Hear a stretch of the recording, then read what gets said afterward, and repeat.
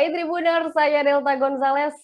Superscore edisi spesial Piala Dunia 2022 hadir kembali menyapa Anda untuk edisi Senin 21 November 2022 dan pertandingan yang akan kita bahas di sini adalah Inggris versus Iran ya. Kalau kita lihat sekilas memang terdengar performa keduanya ini begitu jomplang. Di satu sisi timnas Inggris diisi oleh pemain-pemain top Eropa yang juga memiliki pengalaman untuk bermain di liga-liga kasta tertinggi Eropa, sementara Iran justru sebaliknya. Namun yang jelas jangan terlalu cepat mengklaim dan jangan terburu-buru mengambil kesimpulan ya, karena kita akan membahas laga Inggris versus Iran ini bersama yang pertama ada Husein Sanusi, wartawan olahraga Tribun Ternate. Halo Bang Husein.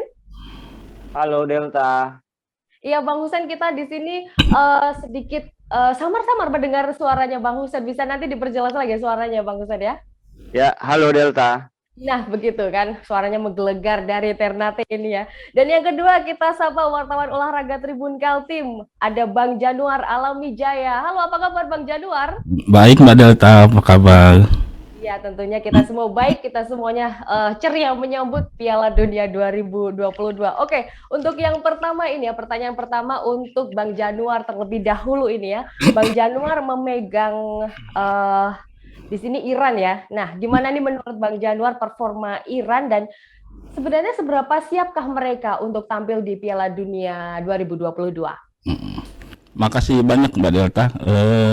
Kalau kita bicara soal Iran siap atau tidak siap, tidak bisa kita pungkiri adalah Iran adalah salah satu tim tradisional dari Asia yang sering tampil di Piala Dunia ya kan. Tercatat tim Iran ini sudah 3 kali beruntun gitu tampil di Piala Dunia untuk mewakili zona Asia. Dan kalau dari sisi kesiapan juga saya rasa Iran juga cukup siap karena dari kualifikasi Piala Dunia yang diikuti ya kan. Iran itu menang 8 dari catatan yang saya miliki itu ya. Iran itu menang 8 kali dari 10 pertandingan. Bahkan di pertandingan ke-8 tim asuhan Carlos Queiroz ini sudah memastikan diri melangkahkan kaki ke Qatar gitu kalau dari sisi kesiapan gitu. Mbak Delta seperti itu mungkin. Ya, oke. Jadi ini merupakan prestasi yang juga sudah cukup bagus bisa lolos ke Piala Dunia 2022. Meskipun pada laga perdananya akan bertemu dengan Inggris. Sekarang kita akan bergeser ke Mas Husein Sanusi. Gimana nih Inggris performanya sejauh ini? Kalau di catatan saya ini ya, 2022 ini kayaknya bukan tahunnya Inggris karena di UNL pun UEFA Nation League pun mereka justru terdegradasi ke UEFA Nation League B. Gimana nih untuk Bang Husein Inggris? Baik, terima kasih Mbak Delta atas waktunya dan Mas Januar. Inggris ini memang punya tradisi yang cukup unik di Piala Dunia dengan berbagai macam atribut yang dimiliki oleh timnas Inggris. Mereka sebagai negara yang mendeklar sebagai sebuah negara di mana di situ lahirnya sepak bola, tapi mereka baru sekali menjuarai Piala Dunia pada 1966. Nah, sebenarnya apa yang terjadi dengan Inggris sehingga mereka cukup sulit sekali untuk menjuarai Piala Dunia? Yang pertama tentu faktor mentality ya. Inggris ini selalu mereka seperti memiliki sebuah kutukan gitu kan. Mereka dengan nama besar mereka, liga mereka terbaik di seluruh dunia, lalu kemudian banyak pemain bintang dari era David Beckham. Kita mengingat bagaimana mereka memiliki pemain yang sangat komplit pada saat itu di era kejayaan David Beckham, lalu kemudian bahkan mereka tidak bisa untuk mencapai final Piala Dunia. Nah, ini saya kira faktor mentality akan sangat berpengaruh besar terhadap Inggris karena berbagai macam tekanan yang selalu dirasakan oleh pemain Inggris ketika mereka tampil di Piala Dunia. Tapi saya kurang sepakat tadi dengan Mbak Delta kalau tahun 2022 ini dikatakan sebagai bukan tahunnya timnas Inggris. Saya menganalisa seperti ini Mbak Delta. Inggris ini seharusnya ya pada tahun 2022 ini menjadi sebuah generasi yang emas bagi timnas Inggris sejak dia dipegang oleh Gareth Southgate. Kenapa saya katakan seperti itu? Karena sebelum-sebelumnya ini pelatih timnas Inggris itu nggak ada yang mampu membawa timnas Inggris sejauh seperti Gareth Southgate ya. Kita tahu bagaimana sekarang Inggris itu berada di urutan kelima FIFA, di bawah Brasil, Belgia, Argentina, Prancis, baru kemudian Inggris. Nah itu dari sisi situ sebenarnya Inggris punya modal yang cukup besar. Bagaimana mereka bisa melangkah lebih jauh lagi di Piala Dunia. Itu yang pertama. Yang kedua, timnas Inggris jangan lupa sejak dipegang oleh Gareth Southgate mereka berhasil tembus ke semifinal pada tahun 2018. Itu semifinal Piala Dunia terakhir yang berlangsung di Rusia.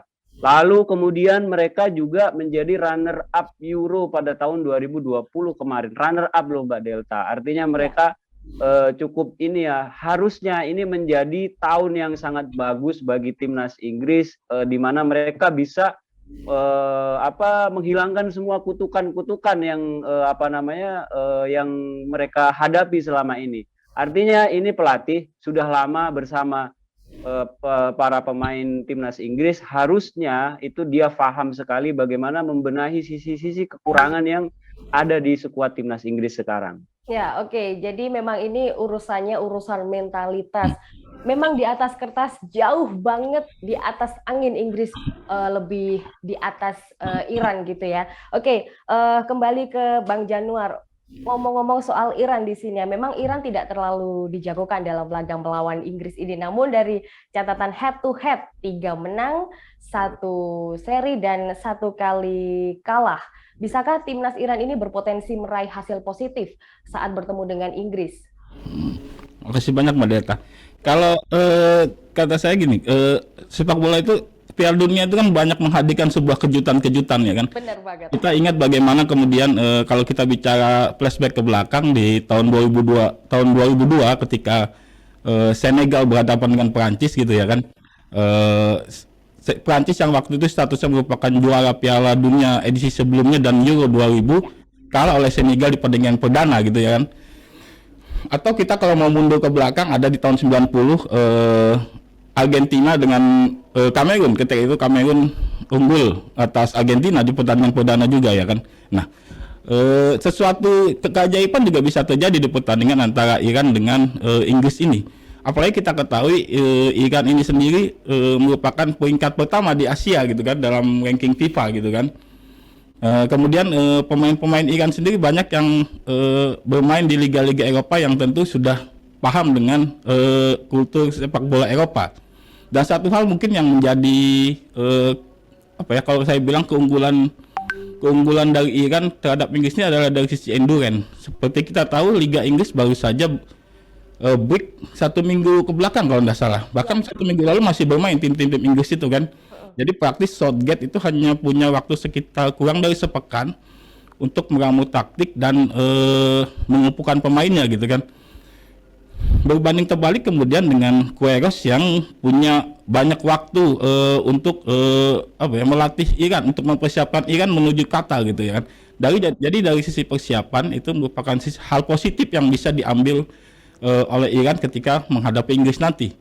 Faktor kedua mungkin faktor cuaca juga ya kan. Lokasi yang berdekatan antara Iran dengan Qatar itu juga menjadi salah satu keuntungan bagi Iran gitu kan. Walaupun sekarang musim dingin di Qatar sebenarnya tidak berbeda jauh dengan misalnya cuaca di Eropa, tapi musim dingin di Timur Tengah itu kan mungkin cuacanya agak dingin, lebih dingin bahkan dari Eropa Barat gitu kan.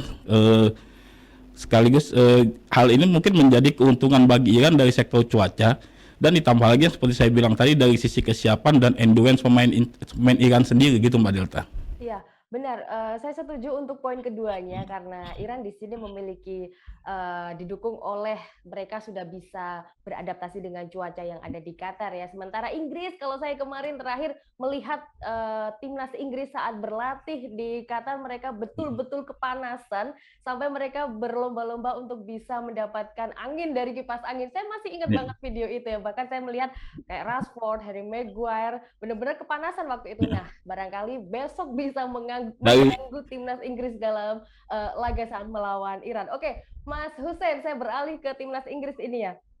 memang perlu diakui kalau Inggris begitu banyak pengalaman di kancah internasional, bahkan pula sekelas Piala Dunia. Tapi ya lagi-lagi belum bisa mendapatkan trofi yang bergengsi. Kita tahu puasa juaranya sudah sangat lama sekali, 56 tahun sejak Piala Dunia 1966. Nah, akan seperti apa prediksi permainan Inggris besok, Bang Hussein? Ya, Mbak Delta, ini seperti yang dikatakan oleh Bang Junior tadi, bahwasanya saya kira Inggris harus mengantisipasi ya semua kejutan-kejutan yang akan yang bisa dihadirkan oleh Iran di pertandingan ini nanti. Satu hal yang menjadi catatan sangat penting, bahwasanya Iran ini dilatih oleh Queiroz, di mana dia cukup paham sekali dengan kultur sepak bola Inggris. Dia adalah mantan asisten pelatih Manchester United, di mana dia pernah bekerja bersama Sir Alex Ferguson, dan saya kira Queiroz ini akan menjadi faktor penentu bagaimana mereka bisa mengaduk-ngaduk emosi pemain Inggris di pertandingan ini nanti. Mungkin dari segi skill, kemampuan atau apa gitu kan, saya kira Inggris cukup diunggulkan lah dalam pertandingan melawan Iran gitu kan. Tapi tadi ada faktor cuaca disebutkan, di mana para pemain Inggris itu sangat terbiasa dengan cuaca dingin. Mereka semakin dingin, semakin bersalju, mereka akan semakin kuat. Tapi ketika berada di cuaca yang sangat panas, disitulah kelemahan yang ada yang bisa dieksploitasi oleh para pemain Iran. Namun prediksi saya Inggris tidak akan menyerah sebegitu mudahnya ya, karena bagi mereka ini adalah sebuah pertarungan yang sangat besar bagi mereka, bagaimana mereka bisa kembali on fire seperti di Euro dan Piala Dunia kemarin, sejak dari babak penyisihan. Saya kira ini tantangannya hanya masalah non teknis di Inggris. Memang saya melihat Inggris datang ke Qatar sebenarnya tidak dalam kondisi yang ideal. Mereka tadi disebutkan oleh Mbak Delta, mereka kalah dalam 5 pertandingan terakhir di UEFA Nation League dan bahkan terdegradasi ke zona B. Itu sebenarnya pukulan bagi Inggris. Tapi biasanya grafik sepak bola itu seperti itu. Ketika dia sudah turun, itu akan naik lagi peak-nya.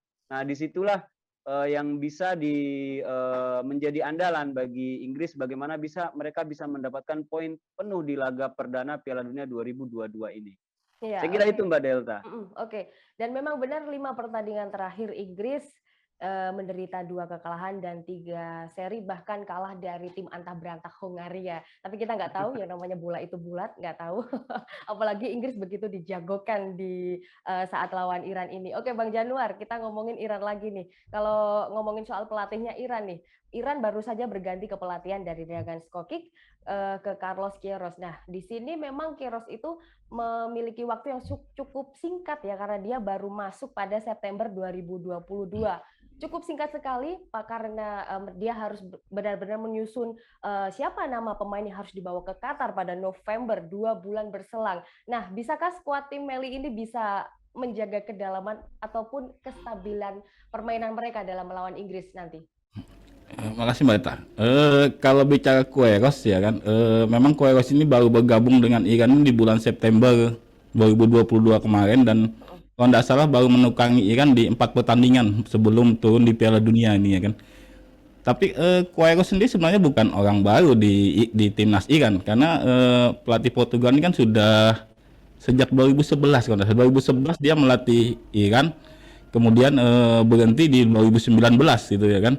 Dan dia bahkan membawa Iran di 2 Piala Dunia edisi sebelumnya di 2014 dan 2019, meskipun prestasinya hanya sampai jalur grup gitu kan, tidak lolos dari fase grup.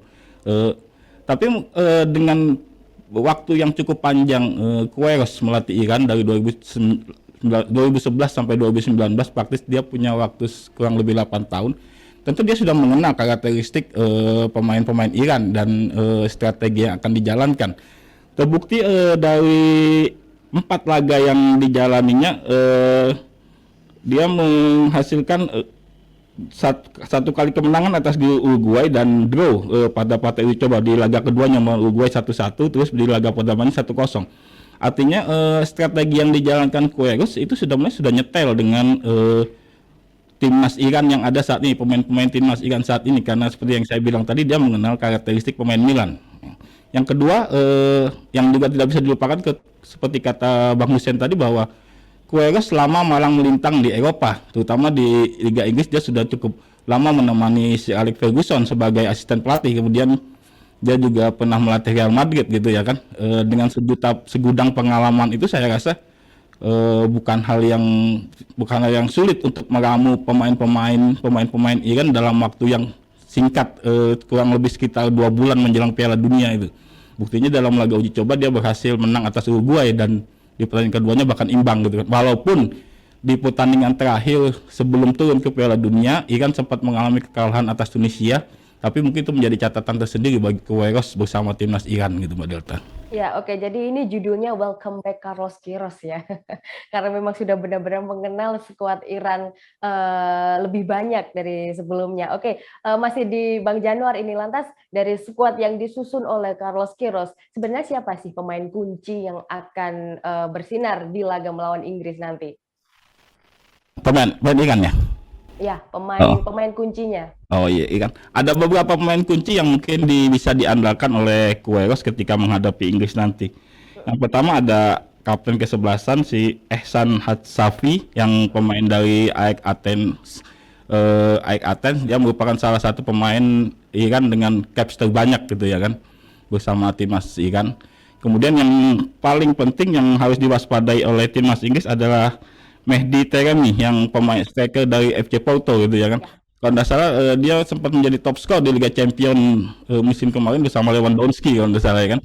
Dan ini menjadi sebuah catatan tersendiri bagi timnas Iran dan timnas Inggris harus mewaspadai kehadiran Taremi di lini depan Iran itu. Iya, oke. Ada Taremi. Taremi memang bisa menjadi ujung tombaknya Carlos Queiroz karena sudah berpengalaman pula di FC Porto. Kalau saya menunjukkan satu nama nih, ada Sardar Azmoun dari Bayer Leverkusen. Gimana nih menurut Bang Januar? Ya, Azmoun mungkin akan menjadi striker tunggal di lini depan Iran yang ditopang dengan Taremi di lini tengah di pemain sayap gitu ya kan. Kehadiran Azmoun tentu saja karena Azmoun memang merupakan sebuah striker dengan tipe goal getter ya kan, dan itu menjadi sebuah keunggulan tersendiri bagi Iran menghadapi back ini belakang Inggris ya kan. Ya, terutama ketika menghadapi Lord Maguire nanti, mungkin saja Lord Maguire nanti akan kebingungan menghadapi striker Bayer Leverkusen ini ya kan. Ini sebut-sebut Maguire sepertinya ada. Bisa jadi ini sudah mulai nyinggung soal Harry Maguire. Oke, berarti ada Mehdi Taremi dan juga Azmoun mungkin akan jadi striker tunggal karena biasanya memang Queiroz memasang formasi 4-1-4-1. Nah, seperti apa jalannya nanti kita akan nonton. Oke, saya akan bergeser ke Bang Hussein Sanusi. Tadi sudah disindir-sindir ini soal Harry Maguire. Sekarang langsung saja bedah skuadnya timnas Inggris bakalan seperti apa? Mulai dari kiper, back, gelandang sampai penyerang. Silakan Bang Hussein. Ya, ini sebenarnya Harry Maguire ini menjadi lelucon bagi timnas Inggris karena kiprahnya dia bersama Manchester United gitu kan. Tapi ya sudahlah, itu di liga ya. Bagaimanapun juga dia adalah seorang pemain yang sangat disayangin oleh pelatih ya Southgate. Dia kemanapun itu selalu dibahas. Saya juga nggak ngerti. Mungkin dia jimatnya timnas Inggris mungkin ada di dunia. Tapi oke ya, ini secara overall timnas Inggris saya kira dia memilih pemain-pemain yang cukup lama bersama Southgate. Ada 26 pemain yang dia bawa ya, 26 ya jumlahnya ya. Hanya satu pemain yang merumput di liga selain daripada Liga Inggris, yaitu Liga Jerman. Nah, semuanya itu berada di Liga Inggris. Nah, main di Liga Inggris. Artinya sebenarnya kalau dibilang mereka itu pengalaman ya saya kira tidak bisa dikatakan banyak pengalaman ya, karena skuad tim-tim lain yang ada di Piala Dunia ini kan merata. Mereka main di Liga Italia, Liga Spanyol, Liga Jerman, di Liga Prancis. Kalau Inggris ya Inggris aja. Inggris ini sangat konservatif.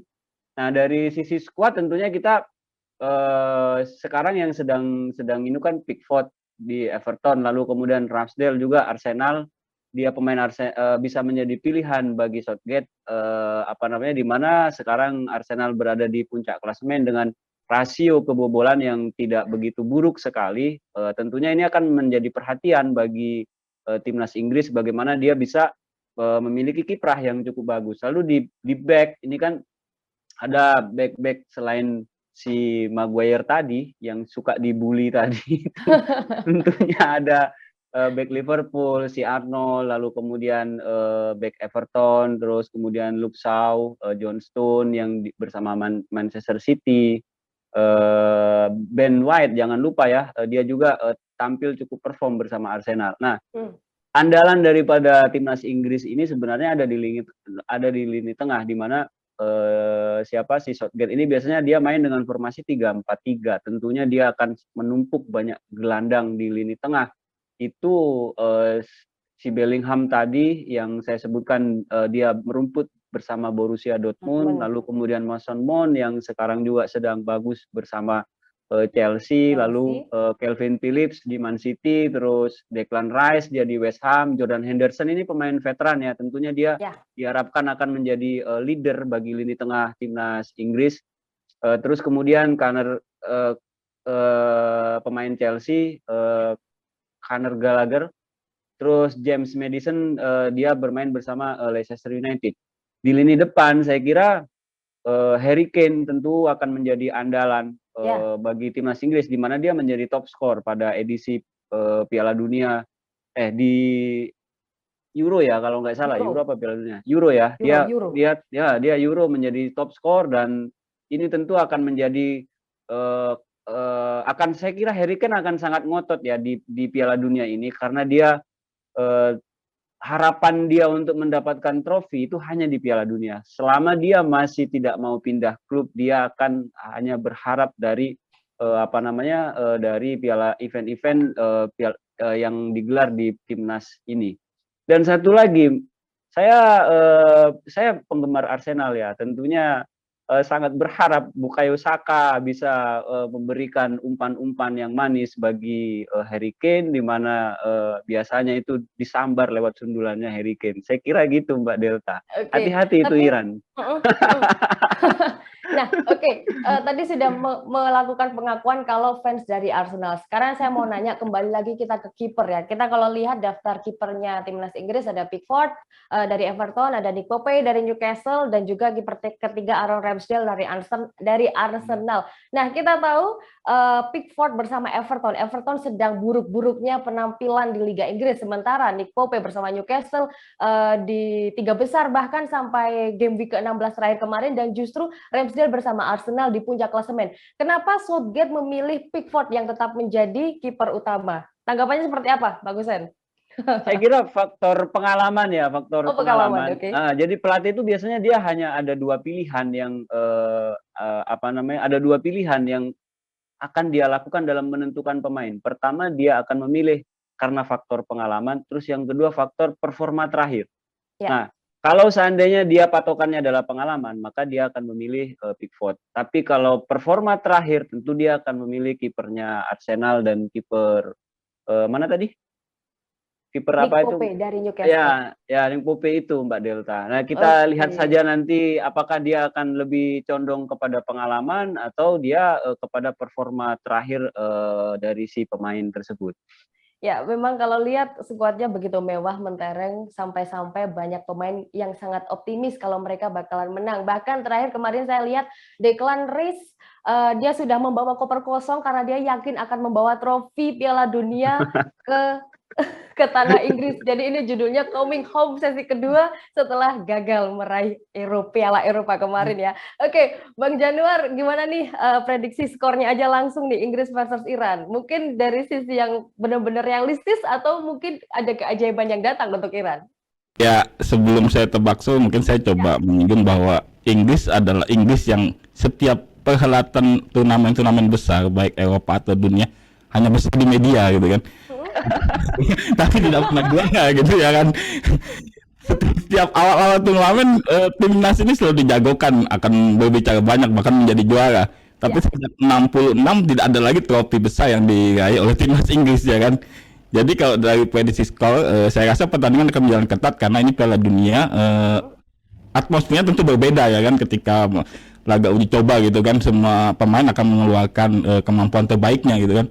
Saya rasa kalaupun menang Inggris dengan skor tipis, tapi prediksi saya dua mungkin 1-1 gitu. 1-1, imbang ya di sini. Realistisnya Bang Januar imbang ya, ini luar biasa banget ini. Bakalan berjalan seru. Oke, 1-1 ya Bang ya. Iya. Seri imbang draw dari Bang Januar. Mas Husein Sanusi gimana nih untuk skornya? Kalau saya prediksi saya 2-0 ya, langsung aja 2-0 yang cetak gol, dua golnya itu semuanya dicetak oleh Harry Kane. Oh, dua-duanya diborong oleh Harry Kane, langsung jadi top skor di awal-awal bergulirnya Piala Dunia ya. Oke, itu dia. Dua-duanya masuk line up kira-kira Bang Husein ini. Harry Kane asal dia tidak pakai ban kapten pelangi, insya Allah Inggris ini menang. Jadi dia pakai ban kapten pelangi. Itu yang bikin Inggris sial itu ban kapten pelanginya itu. Iya, karena tidak dibolehkan ya di Qatar untuk memakai ban kapten pelangi. Itu dia pembahasan prediksi dan performa pertandingan Inggris versus Iran dari grup B, karena yang lain kita akan prediksi lagi pertandingan-pertandingannya yang lain setelah satu ini.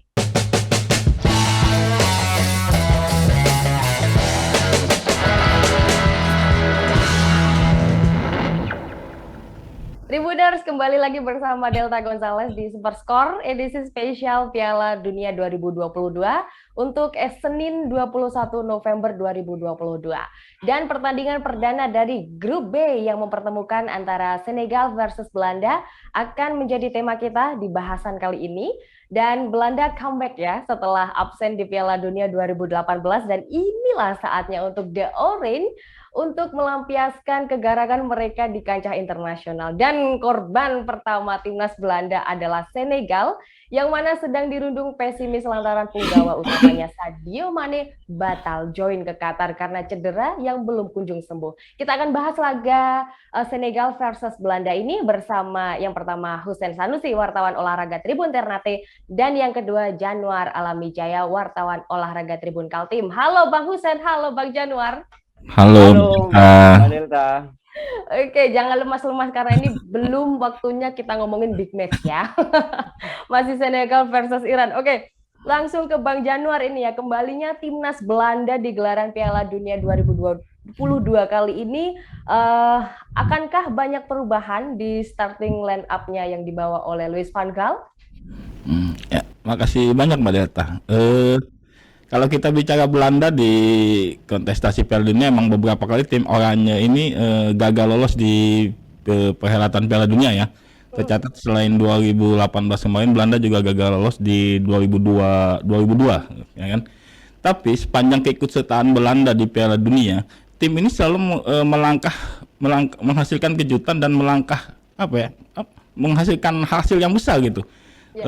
Seperti misal dalam catatan saya semenjak tahun 1974 ya kan, tim oranye menjadi runner up, begitu juga di tahun 1978.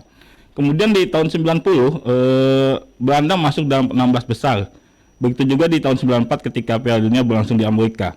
Belanda juga menjadi juara keempat di tahun 98 gitu kan. Kemudian di 2010 menjadi runner up, dan 2014 juara 3 kalau tidak salah. Di 2014 kemarin di Brasil ya kan. Artinya Belanda ini memang tim yang spesialis turnamen kalau dia lolos ke dalam turnamen-turnamen besar gitu kan. Walaupun beberapa kali memang dia gagal di babak kualifikasi, tapi saya rasa Belanda akan berbicara banyak di Piala Dunia Qatar 2022 ini, Mbak Delta.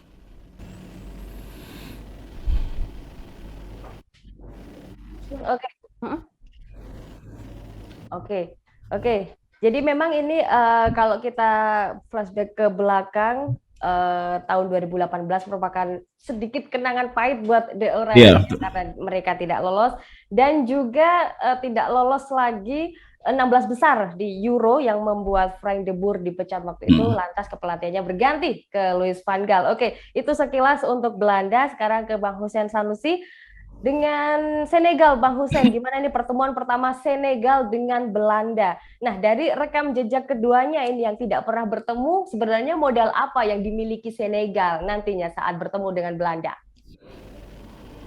Ya, saya kira bicara tentang Senegal ini cukup memprihatinkan ya, Ya, tapi memprihatinkan dari sisi psikologisnya saja ya.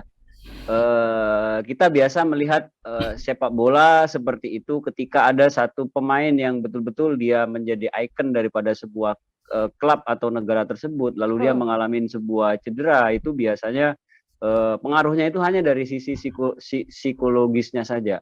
Tapi ada juga banyak tim yang dia mampu melewati masa-masa sulit yang seperti itu. Kita katakanlah kayak beberapa kejadian gitu ya, seperti Prancis tiba-tiba kehilangan Zidane atau siapa gitu kan, atau Prancis yang sekarang inilah dia tidak mengikutkan pemain terbaik dunianya si Karim Benzema, itu aneh sekali gitu kan.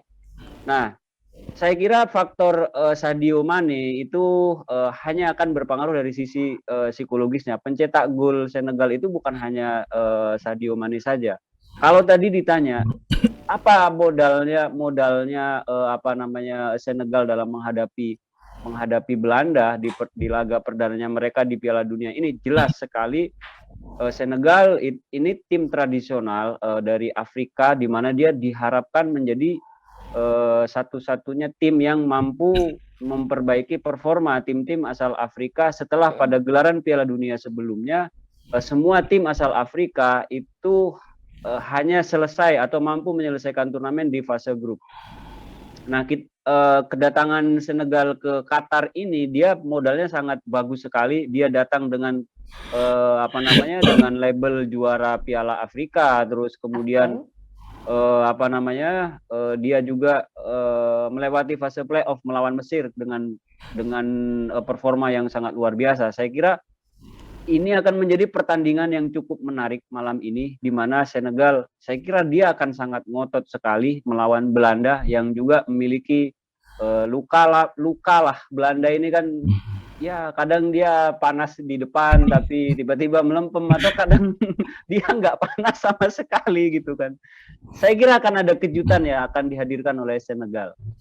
Ya, oke, benar banget, karena Senegal juga sudah membuktikan kalau mereka bisa mengejutkan di Piala Dunia. Contohnya juga yang sudah berkali-kali tadi diomongin di Piala Dunia 2002 yang langsung bisa mengalahkan Prancis dengan skor tipis, meski sangat tipis 1-0 waktu itu. Saya sudah nonton waktu itu ya, dan itu memang benar-benar gegap gempitanya warga Senegal memang sangat luar biasa. Oke. Bang Januar, ini dari skuad yang dibawa oleh Louis van Gaal ini ya, nampak kalau dari sisi pertahanan khususnya untuk posisi kiper nampaknya memang sedikit bisa dibilang sedikit lemah karena ternyata masih kebingungan nyari kiper utama. Seperti apa tanggapannya dari Bang Januar? Ya, Mbak Delta, semenjak pensiunnya Van den Sar, memang Belanda seperti kesulitan menjadi kiper yang handal untuk menjaga di bawah tiang gawang gitu ya. Padahal kita tahu dahulu Belanda punya banyak kiper-kiper berkualitas itu kan, seangkatan Van den Sar. Ada nama Edegoy juga yang kan sempat bermain di Chelsea ya kan. Tapi kemudian selepas Van den Sar pensiun, yang diharapkan sebenarnya ada nama Jesper Cillessen yang sempat digadang-gadang bahkan menjadi kiper top di Belanda gitu ya kan. Tapi bahkan dia sendiri gagal bersaing di Barcelona dengan Ter Stegen ya kan. Kemudian akhirnya dia pilih ke Valencia. Dan di musim panas kemarin dia memilih kembali ke Belanda dengan harapan bakal dipanggil oleh Van Gaal untuk masuk dalam skuad Piala Dunia Qatar 2022. Nah, tetapi di pengumuman skuad akhir malah Van Gaal tidak memasukkan Cillessen dalam skuad Belanda menuju Qatar ya kan. Ya. Nah, sekarang Belanda cuma punya tiga kiper yang mungkin kalau bisa kita lihat anunya cukup minim ya, bersama capsnya bersama timnas Belanda ya. Ada, kalau dalam catatan saya ada Remco Pasvel yang bermain di Ajax, kemudian Bijlow di Feyenoord dan Noppert di Heerenveen ya kan.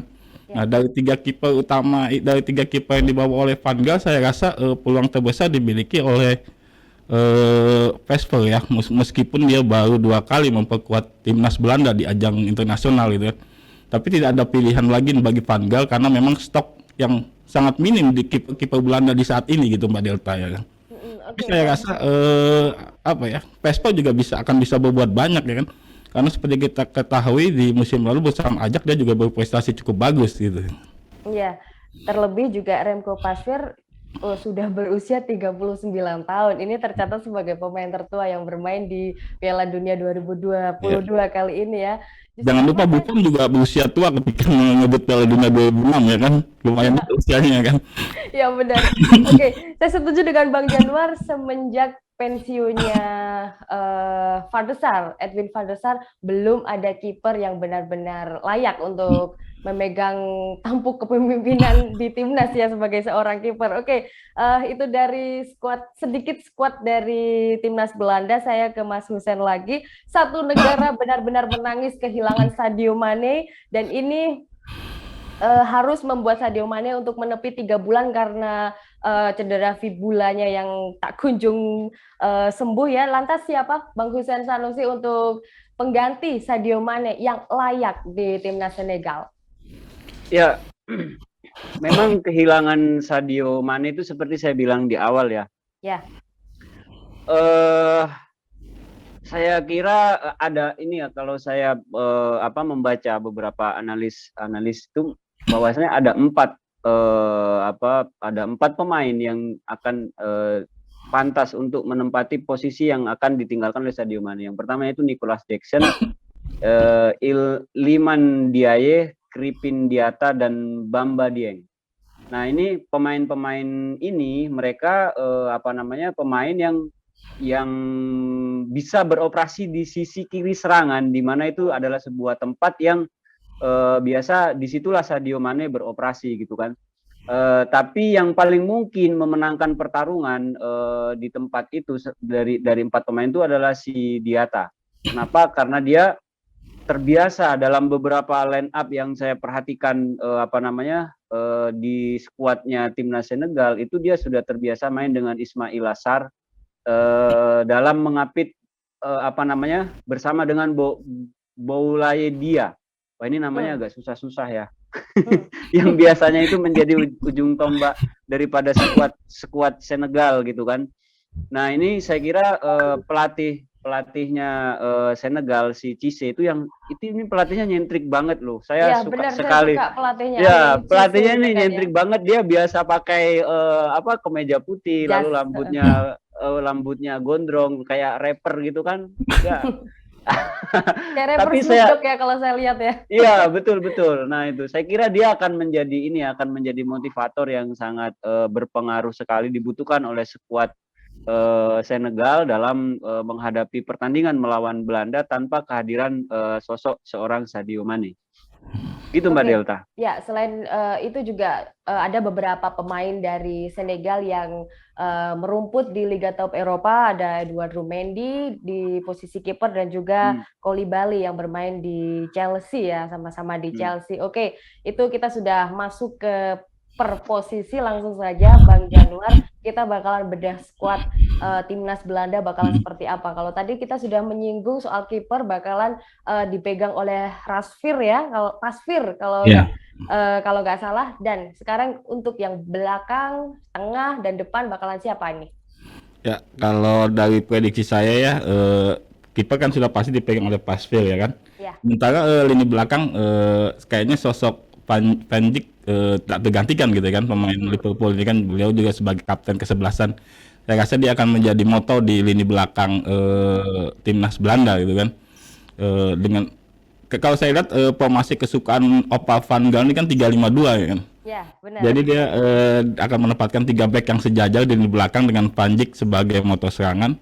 Kemudian mungkin dia didampingi oleh Timber, pemain muda Ajax yang sedang bersinar, atau kemudian di The Fritz yang juga mendampingi mereka. Satu hal lagi mungkin Matthias de Ligt mungkin bisa menjadi salah satu opsi juga bagi Van Gaal ya kan, Ya, untuk menjadikan posisi Timber. Tapi yang pasti posisi Panjic mungkin tidak akan tergantikan kecuali ada extraordinary atau yang sebelum pertandingan gitu. Kalau untuk posisi Panjic ini kan. Kemudian kalau kita bicara di tengah gitu kan, di sayap kanan mungkin dia akan memasang pemain Inter Milan yaitu si Denzel Dumfries ya kan, di Dumfries yang sisi kanannya. Kemudian di sisi kiri ada Nathan Ake yang main di Manchester City ya, Nathan Ake City sisi kiri. Nah di sisi sentral ini di tengah ini satu lagi pemain yang tidak bisa digantikan di lini tengah ini adalah Frankie de Jong. Frankie de Jong. Ya, karena musim kemarin bahkan sampai setengah musim ini dia cukup bersinar bermain bersama klubnya Frankie de Jong ya. Dia akan didampingi oleh Daley Blind dan Cody Gakpo mungkin pemain dari PSV untuk di lini tengah. Nah, di lini depan Belanda sendiri ini juga merupakan kabar buruk bagi pencinta tim oranye ya, karena Depay dikabarkan masih cedera belum pulih 100% ya kan.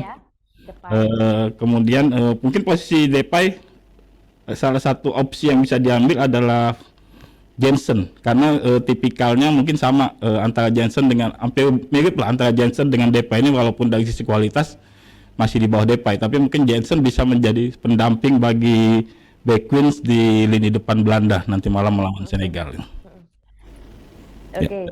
Padahal Depay biasanya menjadi false nine untuk Louis van Gaal ya, tapi sayangnya belum ada kepastian bakalan ikut atau tidak. Tapi saya masih di Bang Januar ini ya. Kita ngomong-ngomong soal Louis van Gaal. Kita tahu Louis van Gaal saat menangani Manchester United seperti apa prestasi dari Manchester United. Lantas dia kembali ke negaranya, dia melatih timnas negara asalnya, justru bisa bersinar 7 main tanpa kekalahan, 5 menang 2 imbang. Menurut Bang Januar seperti apa nih dari performa Louis van Gaal sendiri? Iya, kalau dari kacamata saya mungkin Van Gaal ini adalah seorang pelatih yang spesialis tim nasional gitu ya kan. Karena beberapa kali menangani klub dia tidak berhasil. Mungkin dia hampir sama dengan kompatriotnya dari Belanda yaitu Gus Hiddink yang juga sama-sama berhasil ketika menangani timnas gitu kan di Korea Selatan dan Belanda di 98 kemarin gitu. Kemudian kalau kita lihat Van Gaal ini kan di usianya yang ke-78, saya rasa ini kesempatan terakhir bagi Van Gaal untuk berbicara banyak menangani timnas Belanda gitu kan. Karena itu dia akan mengeluarkan segala kemampuannya untuk membawa Belanda melaju sejauh mungkin di Piala Dunia Qatar 2022 nanti. Apalagi dengan materi pemain yang kedalaman skuadnya sebenarnya sampai cukup merata Belanda ini ya kan. Saya rasa di bawah Van Gaal Belanda akan bisa berbicara banyak di Piala Dunia Qatar 2022. Minimal semifinal lah mungkin prediksi saya gitu.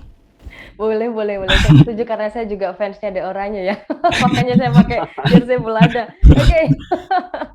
Jadi memang Belanda juga bisa dibilang cukup beruntung pula karena dia di grup A bertemu dengan Qatar, Ekuador dan juga Senegal. Benar-benar salah satu negara yang juga diunggulkan untuk lolos dan bersinar di Piala Dunia 2022 ini. Oke, langsung saja Mas Hussein Sanusi, prediksi skor untuk Senegal dan Belanda berapa nih?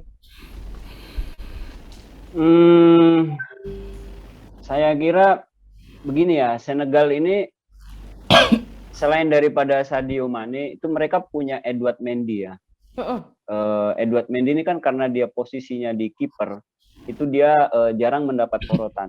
Tapi saya memperhatikan pemain ini ketika dia tampil bersama Senegal itu dia betul-betul sangat luar biasa. Bagaimana dia mampu menepis beberapa tendangan penalti ketika di Piala Afrika itu menjadi sebuah catatan yang sangat penting sekali, dan dia menggagalkan tendangan-tendangan atau beberapa upaya yang dilakukan oleh rekannya Sadio Mane di Liverpool, yaitu Mohamed Salah gitu kan. Itu frustasi sekali itu Mesir ketika dia melawan Senegal. Saya menonton pertandingan itu, betapa hebatnya ini Edouard Mendy. Dan saya kira Belanda akan mengalami hal yang sama ketika dia berhadapan dengan Senegal. Saya yakin Edouard Mendy akan menjadi key player yang akan menentukan skor di pertandingan ini nanti. Maka kalau saya sih kayaknya ya sepertinya ini pertandingan ini akan berakhir dengan skor 0-0. Kenapa 0-0 kan seperti ini Mbak Delta. Rasionalnya itu seperti ini. Ini Mbak Delta sudah pakai kaos Belanda, jadi saya harus mengintimidasi dia gitu. Malah dibikin 0-0 berarti semua yang ini kipernya ya. Kan rasionalnya itu seperti ini Mbak Delta. Senegal itu nggak kehilangan Sadio Mane, otomatis dia kan agak kesusahan tuh nyari gol, mencetak gol gitu kan. Nah, terus Senegal itu punya kiper yang hebat. Belanda itu ya kesusahan lah mereka akan cetak gol. Saya kira seperti itu, dan saya kira kansnya Senegal untuk lolos dari fase grup itu besar sekali ya. Kalau melihat gimana cara mainnya Qatar, gimana cara mainnya Ekuador kemarin, ini Senegal saya pikir dia menjadi kandidat yang cukup kuat untuk lolos ke babak selanjutnya bersama Belanda. Oke, 0-0 nggak apa-apa ya. 0-0. 1 poin Luar biasa Bang Hussein. Masih dapat 1 poin lah, oke ya. Bang Januar seperti apa nih prediksinya? Masa juga 0-0? Nggak greget dong permainannya. Ya, kalau saya lihat gini ya, Sadio Mane di timnas Senegal itu bukan hanya sekedar ikon gitu kan, tapi dia juga seorang penyemangat tim gitu kan. Ya. Kita tidak bisa membandingkan misalnya Sadio Mane dengan Egy Margiansah. Ketika Egy Margiansah absen di timnas Indonesia masih ada Witan Sulaiman yang menggantikan ya kan. Sementara sosok Sadio Mane ini tidak tergantikan di Sadio Mane di Senegal. Jadi ini akan mempengaruhi juga mentalitas tim tim Senegal ketika menghadapi Belanda di pertandingan perdana Piala Dunia nanti gitu ya kan. Kehadiran kalau kata Bang Hussein tadi ada Mendy yang ada di bawah Mister Gamang, saya rasa tidak akan berpengaruh banyak karena dari awal kecuali pelatihnya mampu membangkitkan motivasi timnya. Tapi saya rasa sulit ketika pemain bintang yang menjadi ikon dan penyemangat tim. Itu tadi kenapa alasannya saya sebutkan si pelatih nyentrik ini jadi faktor kunci. Ya.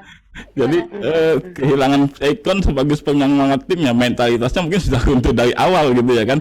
Beda dengan Belanda yang mungkin mengejar hasil maksimal agar ingin menjadikan Senegal sebagai lumbung gol untuk agar di pertandingan berikutnya mereka agak santai gitu kan. Di samping itu mungkin seperti saya bilang di awal tadi, ini adalah kesempatan terakhir dari Opa Van Gaal membuktikan kapasitas dirinya sebagai pelatih. Jadi prediksi saya rasa Belanda akan menang besar 3-0 mungkin. Oke, 3-0 saya dukung Bang Januar aja kalau kali ini ya. 3-0 ini golnya siapa aja nih Bang Januar nih? Mungkin satu Van Dijk dari sundulan corner ya kan, atau Bergwijn dan Frenkie de Jong dari tendangan bebas mungkin terakhir. Boleh Frenkie de Jong tetap dimasukkan karena memang Frenkie de Jong ini gelandang box to box ya yang memang bisa mengatur tempo ritme permainan dengan baik dan juga aliran bolanya itu pas banget kalau ada Frenkie de Jong ini. Oke, terima kasih ya untuk Bang Hussein Sanusi, wartawan olahraga dari Tribun Ternate, dan juga Januar Alamijaya. Terima kasih Bang Januar, wartawan olahraga dari Tribun Kaltim, sudah gabung bersama saya Delta Gonzales di sini ya. Oke, Tribuners, akan seperti apa laga Inggris versus Iran kita akan nonton setelah ini ya. Dan itu dia ulasan pertandingan di Piala Dunia 2022 untuk edisi Senin 21 November 2022. Dan jangan lewatkan untuk Anda semuanya program Superscore edisi spesial Piala Dunia yang akan tayang di YouTube Tribun News dan Facebook Tribun News. Kami tayang setiap hari selama gelaran Piala Dunia tepat 1 jam jelang pertandingan. Saya Delta Gonzales pamit undur diri. Jumpa lagi. Terima kasih sudah nonton.